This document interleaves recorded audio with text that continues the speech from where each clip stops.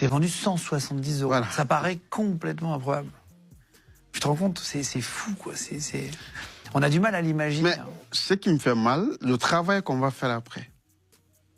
Le travail qu'on va faire. C'est ce qu'ils vous demandent. Oui, oui, ce qu'ils nous demandent de faire. C'est que vous êtes... C'est ce qui m'a étonné, quoi. Au fait, je suis musulman, pratiquant. Et il y a toujours le mot, tous les musulmans sont des frères. Nouveau sur la chaîne, n'oubliez pas de vous abonner et d'activer la notification pour ne rater aucune de nos prochaines vidéos. Et on était chez un musulman. Un frère aussi. Il me voyait prier quand il était l'heure de la prière. Il nous voyait très bien. Mais qu'il se permette de cracher sur mon visage de la sorte, de nous donner des coups de pied, de nous bastonner deux fois, juste parce que violentez, on n'a pas juste fait comme lui, il voulait quelque chose. Ou bien on n'a pas fait le boulot rapidement, ou bien on veut se reposer un petit peu pour pouvoir recommencer. Et même ces enfants, je ne dis pas que... Vous le savez, je n'aime pas généraliser. Bien sûr. Eux, tous les Libyens ne m'ont... Parce qu'il faut vraiment que je dise ça. Ce n'est pas tous les Libyens qui m'ont fait du mal. Franchement, il y a une minorité qui exploite les gens.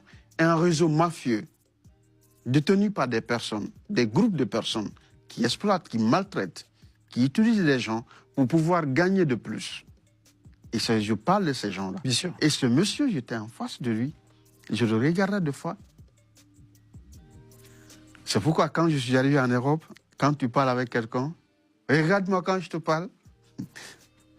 Ah, il te disait ça? Ben, eux, tu les regardes. Pourquoi tu me regardes? Quand je te parle, baisse la tête. C'est vrai? Hop. Donc, oh là là. Quand deux fois ici, quelqu'un me dit en Europe ici, c'est un manque de respect quand tu me parles, tu ne me regardes pas dans le visage. Il a pris une brique, il m'a tapé la tête avec. Parce que tout le monde disait que c'est moi qui ai élaboré le plan de s'échapper, quoi. Et c'est ce jour-là, pour la première fois, quand on finit de te taper dans la plante du pied, tu finis, tu pars, tu fais pipi, il y a le sang. Putain. Tellement la douleur, voilà. Elle était forte. Parce qu'on t'attache, et puis on fait monter le pied, et puis il y a 4 costauds qui te tiennent, et il y a un qui va tenir le pied, et ils ont les tuyaux comme ça. Et ils te tapent dans la plante des pieds. Ils te tapent là-bas. Ils te tapent jusqu'à ce que le nombre de coups désignés soit.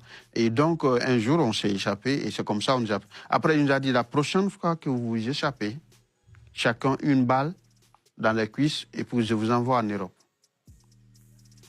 Parce que quand ils tirent sur vous, s'ils ne veulent pas que vous, c'est-à-dire vous mourrez, si cela coïncide à une pousse, c'est-à-dire un convoi, ils vous mettent dedans, en Europe, là-bas, on va vous soigner. Mais s'il n'y a pas de convoi, vous mourrez, parce qu'ils vous abandonnent là-bas. Il y a des amis qu'on a enterrés comme ça dans nos campos.